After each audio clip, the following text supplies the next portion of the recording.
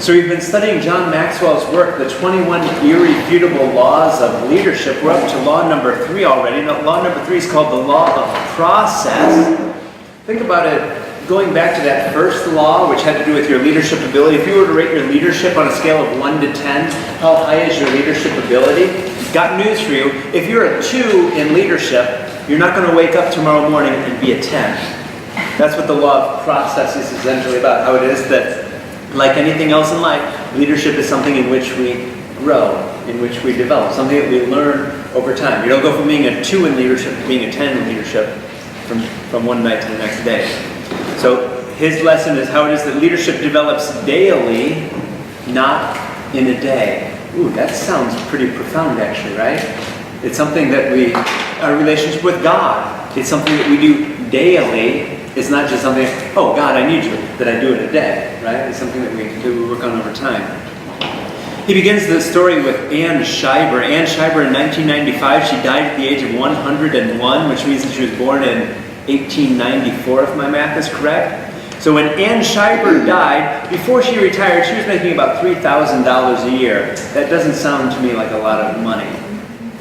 After she retired, she lived on Social Security and a small monthly pension, and yet, when she died, she left a $22 million estate, none of which she inherited, to Yeshiva University. How do you leave a university $22 million when you were making just $3,000 a year with all the expenses of life? So John Maxwell, essentially the lesson here is how it is that we have this woman who simply was thrifty. She saved money. She began investing money. And how it was that before you know it, instead of drawing the cash out, I don't know about y'all, but it's tempting, if I do put any money together, then I'm able to save for an amount of time. There are needs that come up and you find yourself taking that cash out. She didn't do that. She just kept investing and investing and investing, and she never enjoyed the fruits of it during her own life. But after she went home to the Lord, Yeshiva University was blessed with a $22 million estate from this woman who lived in such a meager way. So John Maxwell is simply telling us, she saved, she invested, she never cashed out, she spent her life building her worth. Imagine what your life would be like if you started investing a certain amount of time every day to a certain thing, whatever that is, right? If I really wanted to learn a foreign language at one point in my life, I thought maybe I wanted to learn Vietnamese. You know what? I could probably speak Vietnamese pretty fluently today if I invested the time day after day after day. Speaking Vietnamese is something that develops daily, not in a day, right? With any language or with any skill. Oh, I'd love to play the piano. God knows you don't become frustrated. You don't have to persevere because you can't learn piano in a day, but you can learn piano daily. Does your daily agenda, he asks, does your daily agenda include investing in your leadership development, letting your assets compound? The question he asks is, what are you doing to develop your leadership potential every day? What are you listening to? What are you reading? What are you doing? How are you practicing leadership? What are you doing to become a better leader on a daily basis? We think of leaders and think that certain leaders were born that way. Oh, he's such a great leader. He's a born leader. Have you heard people say things like that? Oh, he was born a musician. Got news for you. No one was born a musician. And John Maxwell jokes, he likes to joke, he says, when people ask him, are leaders born? He says, well, yes, I don't know how else they came into the world if they weren't born. Are leaders born? Yes, leaders are born, but like anyone else, they develop their skills over time. Leaders were not born a 10 on the leadership scale. If you rate yourself 1 to 10 on leadership, they weren't born a 10. They were born, and like the rest of us, they developed their leadership over time. Leadership develops daily, not in a day. So he talks about how it is that the ability to lead is simply a collection of skills. Think of all the skills that go into leading any endeavor. We like to go back to the example of the Environment Committee. Okay, think of the skills that are involved in the Environment Committee. Okay, what skills are involved in leading the environment committee? Okay, and then how do we develop those skills ourselves? And for those who are part of the ministry, how do we help them to develop the skills so that there are always others who are the circle in that ministry? Interesting. So the ability to lead any ministry is simply a collection of knowledge and skills, nearly all of which can be learned and improved. So whatever ministry, right? If you're leading Eucharistic ministers, if you're forming persons, the new children's ministry, right? Whatever ministry it is, simply a set of skills that can be largely learned. So he talks about how it is that leaders are learners. Ooh, I like that. When I was young, we used to have the phrase, readers are leaders. There's something about that, how it is the more that we learn, the more that we're able to share with other people. So leaders are learners, continually building their knowledge and skills. And since his book is on leadership, of course, he's going to be interested in what are you doing to increase your leadership? What are you doing to learn more about leadership and to practice leadership? He talks about 4 phases of leadership growth, and these I have a feeling are based on his own experience. I've not seen these in any other in any other literature on leadership. But he talks about phase 1 is when you don't know what you don't know. And it sounds kind of odd, but unless you get into doing something, you're not aware of what you don't know. For those who are in the environment committee, there's certain things that we don't know, until we learn them. I remember what I learned as a young man, certain interior decorating principles, like how it is that we hang pictures more or less at eye level, rather than like in other spots on the wall. And then I go into other people's homes sometimes to bless them, and I'm like, ooh, they haven't learned interior decorating yet. You follow me?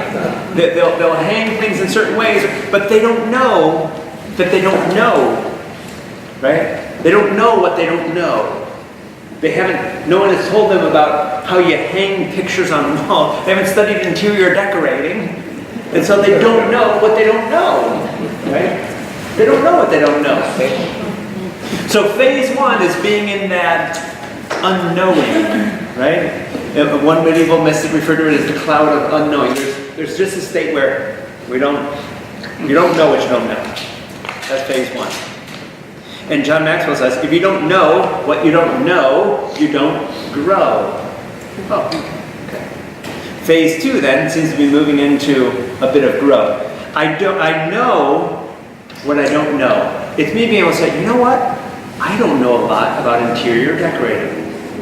Father pointed out to me that I seem to hang things in a very interesting way on my wall, and that maybe I'd benefit from learning a few principles on interior decorating. I'm going to admit that I don't know a lot about interior decorating. It seems fascinating. I wonder where I learned about interior decorating. I have a feeling interior decorating is learned daily and not in a day. Right? Oh. So if I wanted to learn about interior decorating or anything else, theology, think about our theological institute, theology is not learned in a day. Theology is learned daily. What are you doing every day to learn more about the Bible, about our faith, about theology? So phase 2, you know what you don't know, which is a good step because now you can actually start learning about those things. He says, when we're placed in a leadership position and no one is following us, then we realize we need to learn how to lead. Phase 3 then, he says, grow and know, and it starts to show. He's big into rhyming here, right? But once you start to learn a little about anything, right, about interior decorating, then suddenly you're the one who's coming into the environmental committee meeting when we're decorating the church. It's like, oh, well, what do you think it would look like if we did this, right? The more that we learn from whatever ideas, the more ideas we bring to it, the deeper our well is, the more we're able to share in that respect. Same with leadership, right? The more that we learn about these things, the more books we read, the more people we listen to about these sorts of things, the more it starts to show that we're on that path of going from a 1 to a 10 in leadership. And then phase 4, he says, is I simply go because of what I know. It becomes natural, right? Where it is that leadership or anything else that we do, learning another language, think of that example, for instance, right? When we're learning how to speak Spanish, When we're learning how to speak English, oh, we wish we could just snap our fingers and speak. It doesn't go like that. We don't learn in a day. We learn daily, right, with all the struggles that come with it. How it is that eventually we come to a certain level of fluidity in another language where we find ourselves speaking that language without even thinking about it. Or being good in interior decorating without even thinking about it. Or playing the piano without even thinking about it. How it is that you just come to a certain point in learning something, the same with leadership. How it is that after we come to a certain point, from this state of ignorance, not knowing what we don't know, growing through those phases to all of a sudden, and after you do this for such a long time, we find ourselves doing these things without putting a lot of thought into it. It comes more naturally to us. Like, well, this is just what we do. Whether it's decorating a church, leading whatever ministry, speaking a language, playing whatever it is, it becomes more natural. He talks about how it is that in order to lead then, we need to be learning. So he says, learn today to lead tomorrow. Think about that for a moment. Essentially what we've been doing with our theological institute during these years, for instance, we're learning today in the hope of maybe in the future being able to somehow use that. We're not going to learn it and use it today probably, but maybe all this stuff about grief, we have Gary coming and talking to us, we learn today a bit about this.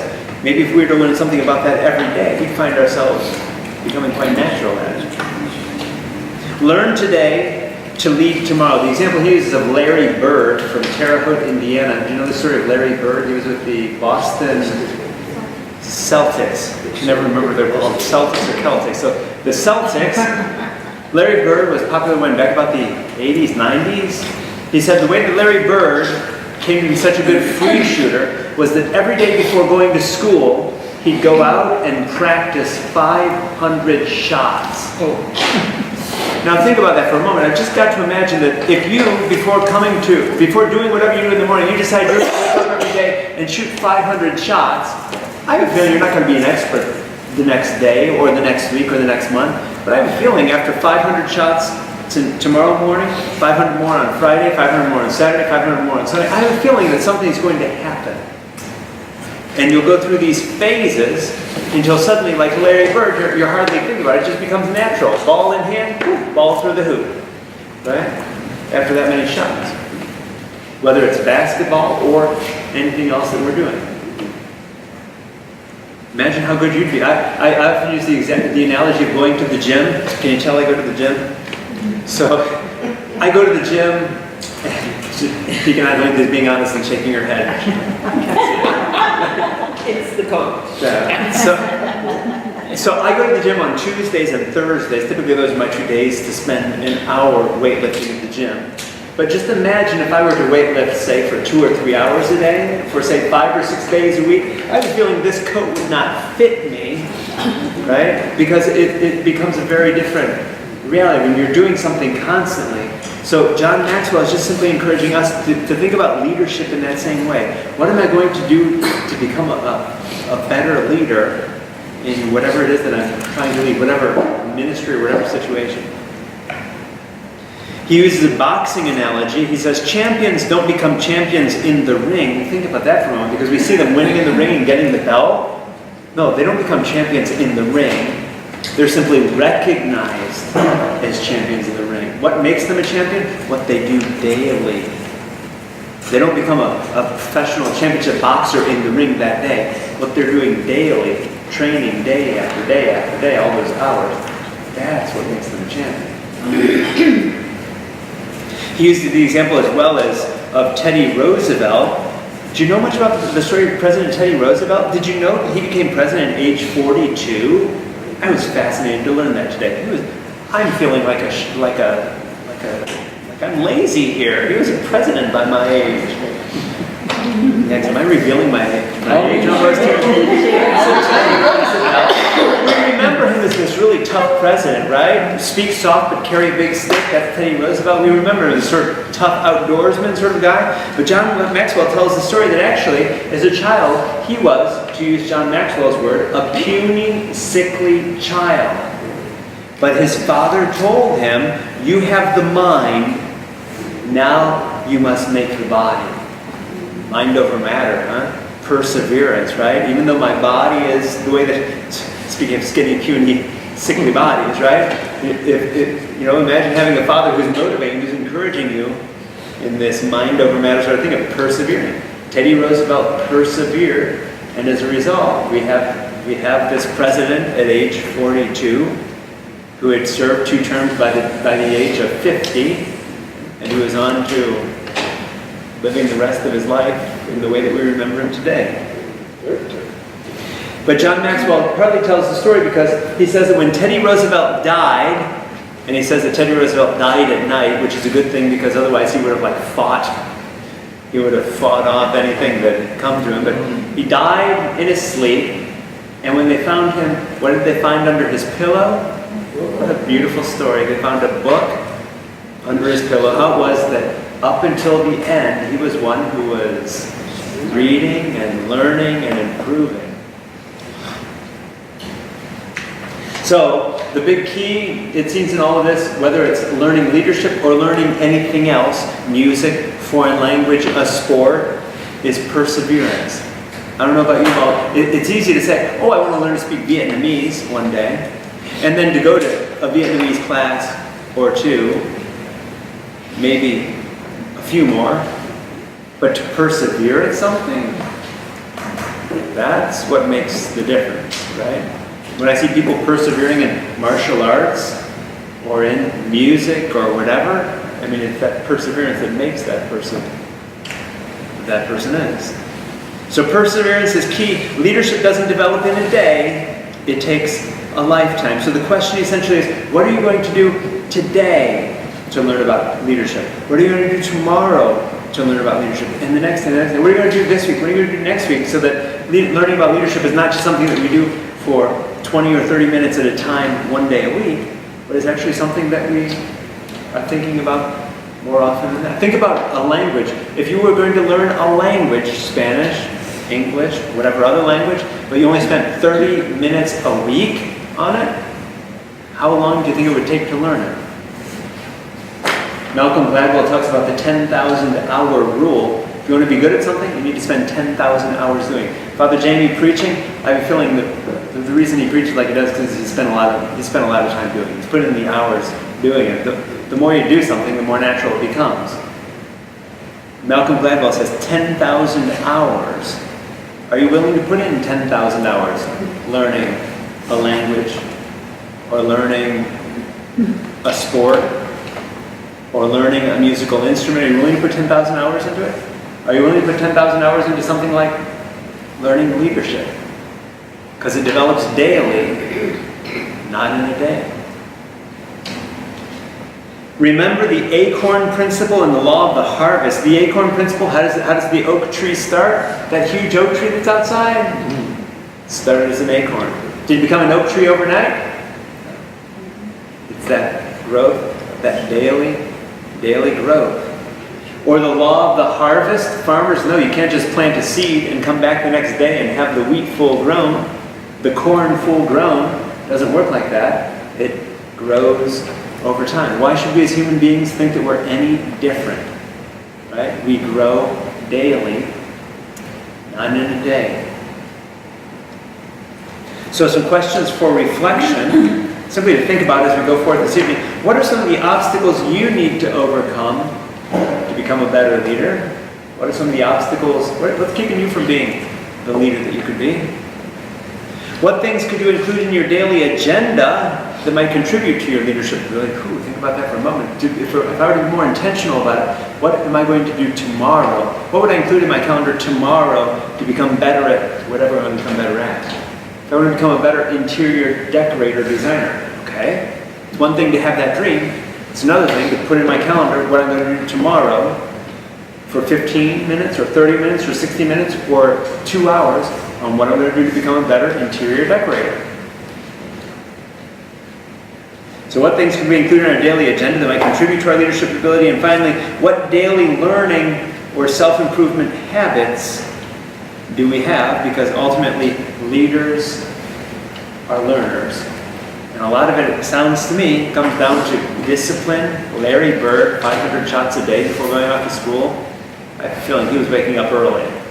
500 shots? How much time does it take to do 500 shots? And to chase the ball? I mean, that's discipline, that's dedication. And that's also perseverance. To shoot so many shots until it becomes natural. I don't know about y'all, but it would take me quite a few years of practicing 500 shots a day to show you a lot of results. Any comments as we hear words like this on the law of process by John Maxwell? They would lower the basket. They lower the basket a little bit, right? That guy was tall. There's no way I could have done it. That should be basketball for children. Which maybe we can apply to leadership too, right? That's got a kind of scary thing to think about how high that basketball, I don't know how high basketball hoops are, but that seems pretty high to me. To shoot for that. The same with leadership too. Maybe the goal is not necessarily to lead at that level at first, but maybe the goal is to conquer the kiddie hoop first. Right? Why not take it off and jump? In martial arts, it seems that we have like different colored belts. Instead of thinking I'm going to become a black belt, maybe my first goal is to become a whatever the first belt is.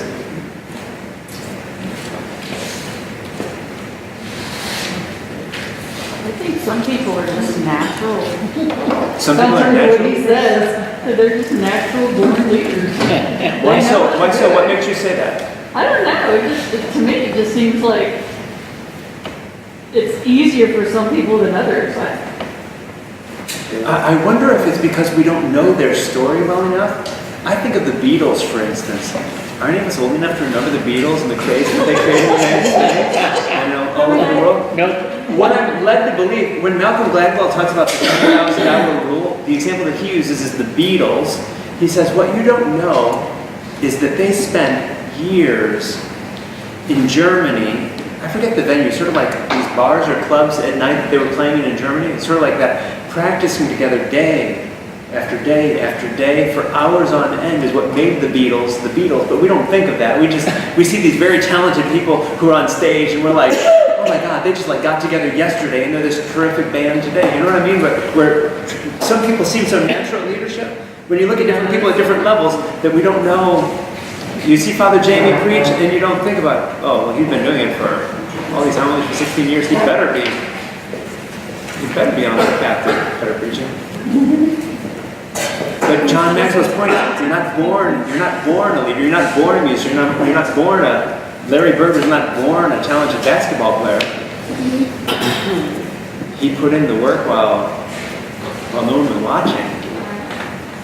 The boxer is recognized as a champion in the ring, but we see people performing. We see people performing as leaders or as musicians or as whatever else. Speaking another language. But you know how much time they put into that? The perseverance, the desire, the determination. There's just a whole lot of things that go into wanting to do whatever it is. Whether it's in the assembly every morning, the vice principal would always say, practice, practice, practice. Come on. Say, and the kid would say, I'll learn how to read, but practice, practice, practice.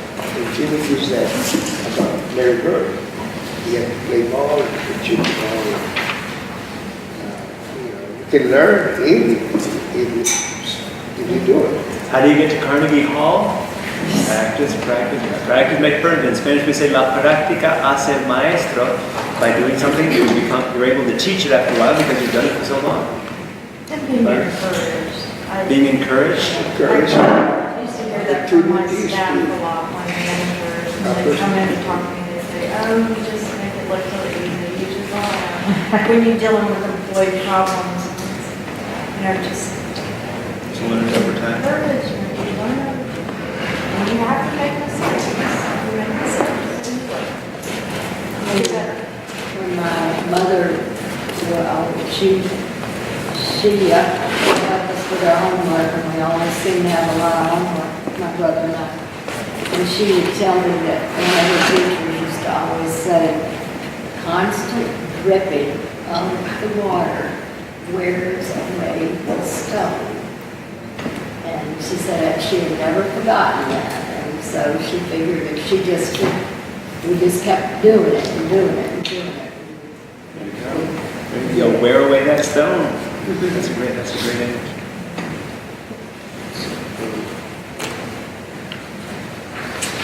Other comments?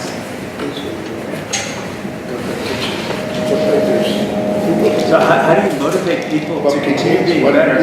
Because there are going to be frustrations in anything. Learning a new language is going to have its frustrations. You've got to do that. Learning a sport, or learning a martial art, learning a musical instrument, got news for you. There are going to be frustrations. How do you persevere? Power through it. The law of process.